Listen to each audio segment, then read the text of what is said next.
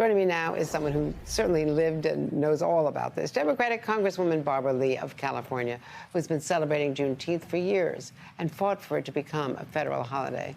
Congresswoman, happy Juneteenth. Congratulations. You have family from Galveston, Texas, so you've been celebrating Juneteenth. You've known this for a long, long time. Many Americans are still learning about June 19th, 1865.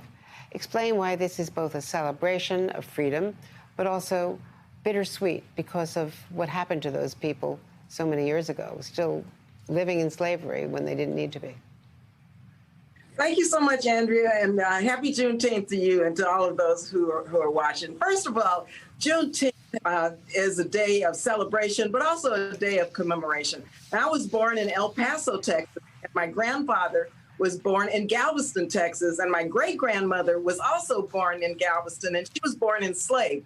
And I had never visited Galveston until just 2 days ago. So I was in Galveston, Texas over the weekend with new family members who I'm just meeting.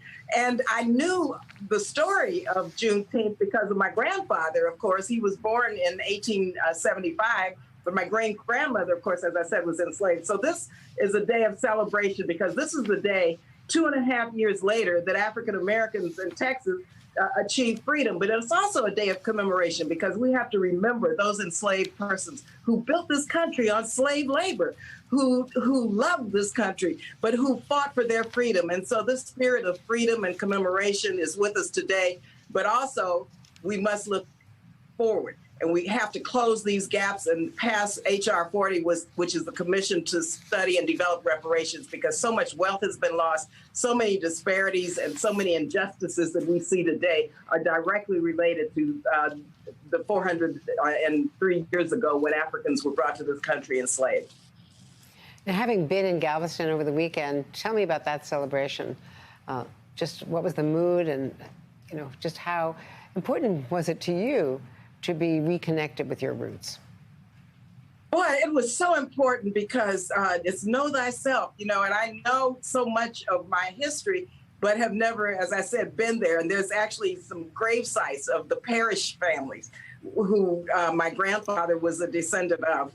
And the celebrations in Galveston were remarkable because you had a multiracial group of people celebrating people who didn't know the history. They were there celebrating and learning. And that's what's so important. It was a unifying visit for me, unifying days in Galveston because people of all backgrounds came together to learn.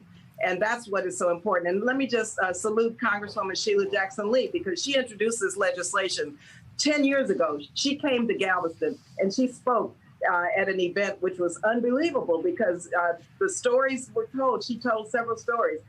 I had a chance to meet Opal Lee, who's 95 years old, who came to Washington, D.C. with petitions.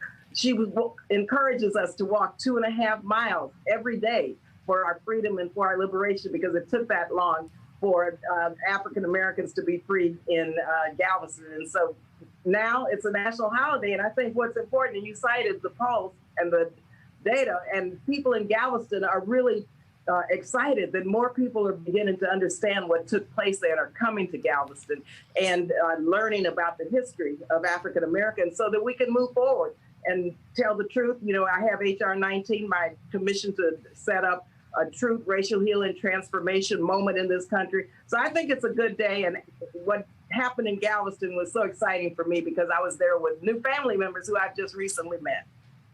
And we just are showing pictures of the president handing a pen when he signed the law creating this federal holiday to Opal Lee, as you pointed out, now 95 years old, and recreating that march, the 2.5-mile march, extraordinary at her age. And you're in that picture as well with the vice president, of course. So let me ask you very briefly, Congresswoman, about the way some companies are trying to commercialize Juneteenth in inappropriate ways. Yes, and it's really a tragic mistake to do that in this way. We want our African-American owned business, small businesses, to lift up the commemoration of Juneteenth through their economic development and their economic growth and by displaying and selling products that African Americans make that depict the true history. And so commercializing it by the big businesses gives me a lot of angst.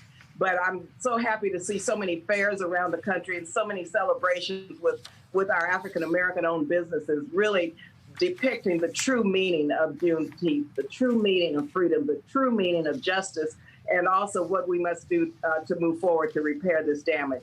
And so the commercialization, this is America. Unfortunately, hopefully these corporations understand that they should not do this, but leave this up to the Black community and Black businesses to determine how we're going to move forward to teach about Juneteenth in a business manner that is appropriate for the celebration of this national holiday. Well, Congresswoman Barbara Lee, thank you. Thank you for all you've done on this, and continue to celebrate throughout the day. Appreciate your. Thank you so much. Happy Juneteenth again.